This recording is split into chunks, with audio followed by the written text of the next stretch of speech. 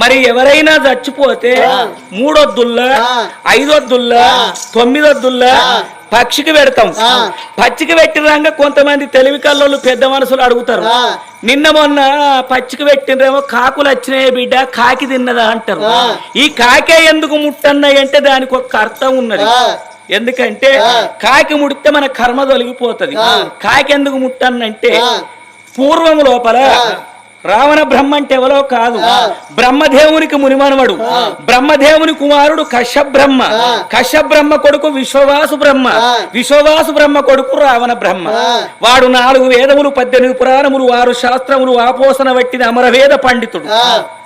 నవగ్రహాలను మెట్లు గట్టి కచ్చిరెక్కి రాజ్యమేలిండు. అటువంటి భయానికి బ్రహ్మదేవుడు వచ్చి పొద్దున పంచాంగం చెప్పాలి, కర్ణుడంటే వానదేవుడు వచ్చి అలుకుదల్లాలి, మరి బిడ్డ గాలిదేవుడు వచ్చి ఆకిలు ఊడవాలి, అగ్నిదేవుడు వచ్చి వంట చెయ్యాలి, బ్రహ్మ ముహూర్తం దాటక ముందు భార్య భర్తలు శివపార్వతులు వచ్చి పూజ కట్టువని పూజ మందిరంలో కూర్చుండాలి. అగో అంతటి ఎల్లించుకున్న రావణ బ్రహ్మకు ఒకనాడు దుర్బుద్ధి ఉట్టి ఇలా యమధర్మరాజును ఓడిస్తారని గద పట్టుకొని గాత పెట్టుకుంటా పోతాడట. యమధర్మరాజు చూసిండు, కొంచెం పొల్ల కొంగు పడితే మంచోళ్ళ మానం పోతుంది, వాని జోలికి పోయి బిడ్డ చేయి చూయించుకునేందుకు జట్ట కనిపించుడేందుకు, ఆడు మంచోడు కాదు.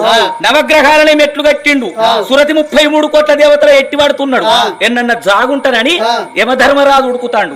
ఉరుకుతా అంటే చచ్చిపోయిన కాకి కనిపించింది. ఆ కాకి యొక్క శరీరము లోపల యమధర్మరాజు తలదాసుకున్నాడు. దాన్ని పరకాయ ప్రవేశము అంటారు. పరులు అంటే ఇతరులు, కాయము అంటే శరీరము. మరి దాన్ని పరకాయ విద్య వచ్చినోడైతేనే అట్లా ప్రవేశించగలుగుతాడు. కాకి కడపలో వచ్చి యమధర్మరాజు జాగున్నాడు. మరి రావణ సూర్యుడు యమపురి పట్టం అంతా తిరిగిండు గాని యమధర్మరాజు కనిపించలే.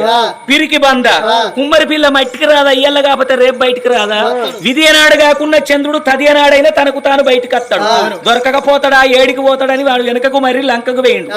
తర్వాత కాకి కడుపులోకి వెళ్లి బయటికి వచ్చిన యమధర్మరాజు, ఓ కాకి దిక్కుతోచని పరిస్థితి లోపల లంకానగరం వేళ రావణ బ్రహ్మకు భయపడి నీ కడుపు లోపల నా తల దాచుకున్నా, నన్ను కాపాడినవు, నీకొక్క దీవెన పెడుతున్నా, ఎప్పటికి నీకు వయస్తరమే ఉంటది గాని ముసలితనం అనేది ఉండదు, అకాల మృత్యువు చేత దత్తవు గాని ఆయుష్ కూడిందని నా ఇచ్చ నేను వచ్చి ప్రాణం తీయ.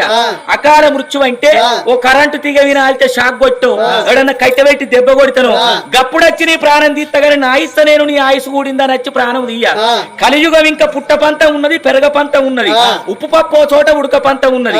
ఏ తల్లిదండ్రి చచ్చిపోతే కన్న కొడుకులు అయ్యవ్వకి అగ్గిపెట్టి 3 వద్దుల్లో 5 వద్దుల్లో 11 వద్దుల్లో 9 వద్దుల్లో పచ్చికి పెడితే కాకి గిట్టచ్చి తిన్నదనుకో చక్కగా అటువంటి వాని జీవి స్వర్గం పోవాలి, నరకం రావద్దని దీవెన పెట్టిండు యమధర్మరాజు.